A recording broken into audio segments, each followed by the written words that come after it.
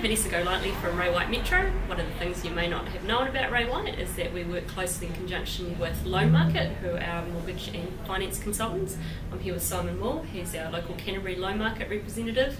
And today I'm going to ask Simon about if I currently own a home and I'm thinking about either upsizing or downsizing for whatever reason, what should I do first from a finance perspective? I mean, it's very difficult to know, should I buy first or should I sell first? And what happens if I end up with nowhere to live? Absolutely. I think there's certainly some considerations, and everyone's situation varies. Finding a lot of elderly people that want to look at moving, downsizing particularly, but they're worried about selling their house without something to go into, given the level of housing shortage we've got in Christchurch.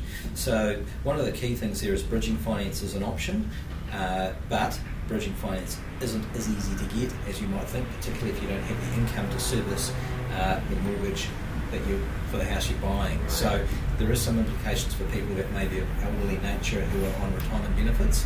In terms of for an existing home owner looking to do their next step, my advice is strongly to look at getting a pre-approval in place as you list or go to market on your property, so that you can set your parameters on what you want to do next in terms of your next purchase. So during the process of selling your house, if you get an offer, you can do the numbers to see whether that fits with your aspirations and what you've got pre-approved. And that gives you a point of contact if you need to jiggle the numbers around as well, if you need to review your pricing. You've got something in play. There's not this unknown void there. Right. So I think for existing homeowners, get pre-approved before you look at upsizing. If you're looking at downsizing, certainly again, I would suggest you pre-approve. That's the biggest message. Get pre-approved. Don't leave it until you've got an offer on the table from your real estate agent.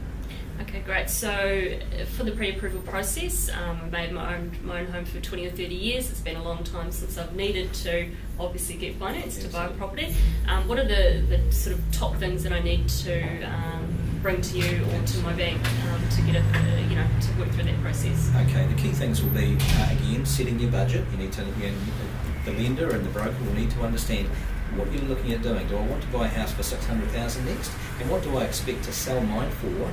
And after any costs, legal costs or real estate fees, what am I going to come out of with net proceeds? So for example, I might come out with $300. So buying for $6, come out with $3, I need a mortgage of $300. It's really good for you to work some numbers out around what you're looking for. In terms of items the banks require, typically it's ID, proof of your income, some recent bank statements, and also some performance on your current mortgage, so mortgage statements. Outside of that, in the Canterbury environment, we'll be looking at, for the purchase of the next property, when you get to that stage, it's scope of works, it's sign off from EQC, etc.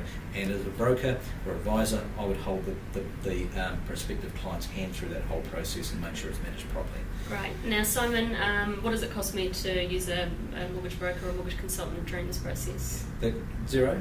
The service is free. The banks pay brokers a commission, and the service is free. In New Zealand, the broker market's 30% of the market approximately. Australia 50%, and the States even slightly higher. So the banks are very keen on making sure that they support the broker market.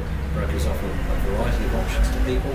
You don't just go into one bank and get one solution. We'll look at many options for you, and again, their service is free. Okay. So if I've been with the same bank for 30 years, still worth talking to a consultant? Absolutely, because what we can do is test that bank and then line them up against some other ones as well. Very good. Oh, well, thank you, Simon. If anyone's got any questions, feel free to give Simon a call or an email anytime.